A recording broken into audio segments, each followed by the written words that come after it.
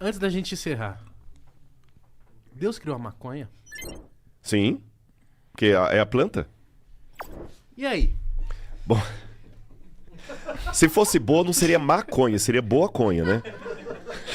Mas tem gente que Tem é gente boa que conha.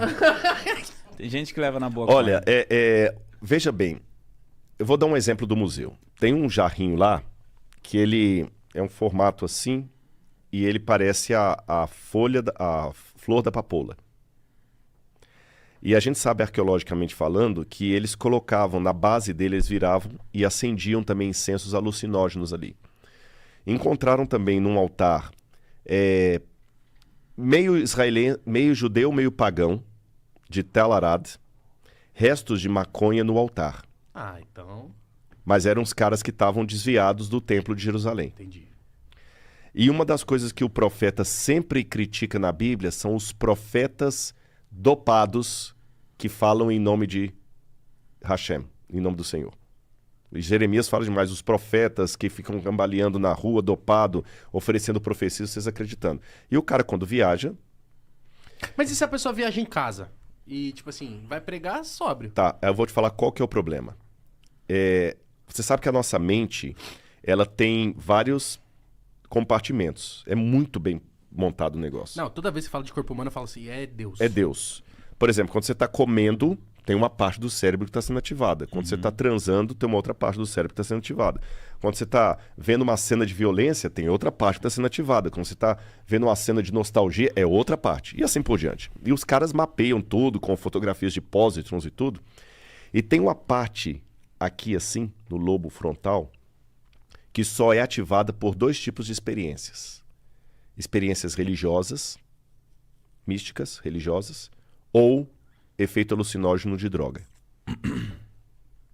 Interessante que a droga, ela consegue afetar o mesmo ponto do cérebro que o Espírito Santo toca para falar com você. Não é um atalho do que você tá falando? Pode ser um atalho?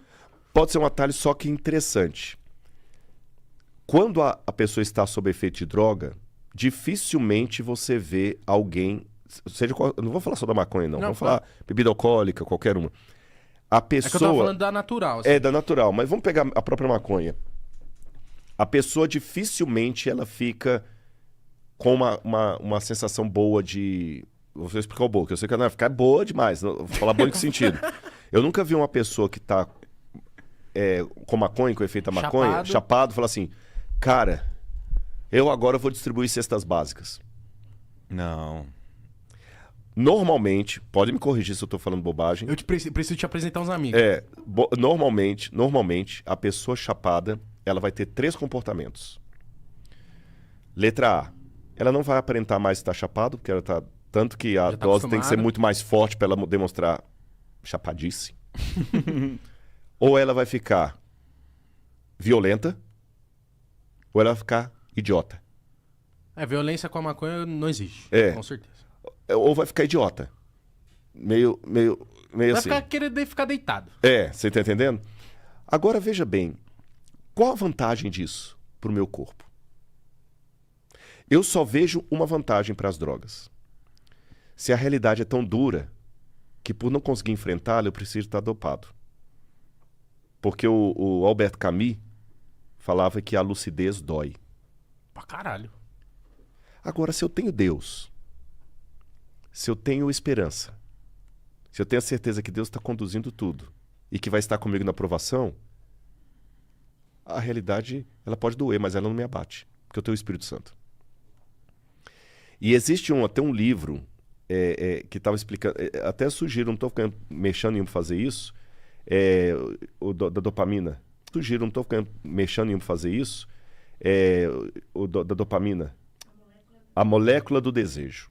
Acabei de ler esse livro agora. E tem geração dopamina.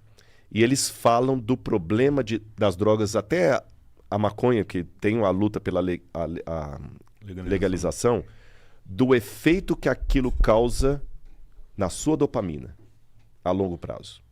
E é terrível. Não, com certeza. Esse lance de dar dopamina, hoje a gente vê...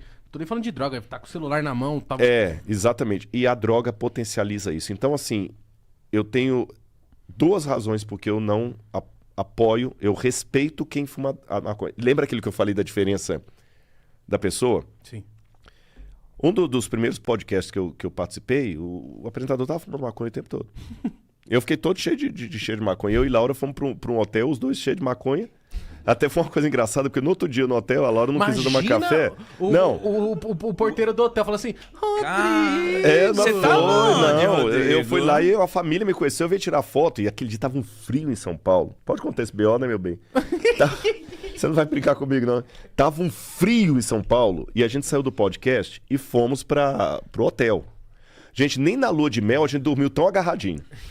E a gente não tomou banho, porque tava muito frio. Muito frio. O hotel era simples, a água já nos dava muito. Aí no outro dia eu quis tomar meu café da manhã.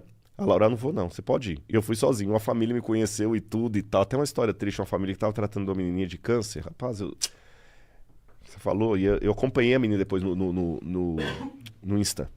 E a menina faleceu. Nossa. Sabe? Ela eu abençoo todos com a paz de Jesus. Nossa, até hoje eu lembro dessa menininha. E a família veio tirar foto comigo e eu fiquei pensando assim, meu Deus, será que eles estão sentindo que eu tô com cheiro de maconha? Mas, então assim, eu não... A palavra maconheiro hoje, ela caiu num sentido muito pejorativo, muito depreciativo. Uhum. Então eu não quero usar a palavra maconheiro, eu vou usar a palavra usuário. Eu não vou julgar o usuário. Por quê? Porque Deus não me deu essa autoridade. Deus deu a maconha. Você entendeu? Eu, Rodrigo, acho que se eu puder, de maneira bem amorosa, conversar sobre e sugerir para ele que ele pode ter uma vida de qualidade melhor sem aquilo, com muito amor o que eu ia sugerir. Eu acho que é isso. Legal. Você entendeu? Sem apontar dedo, sem me sentir superior. Você tá entendendo?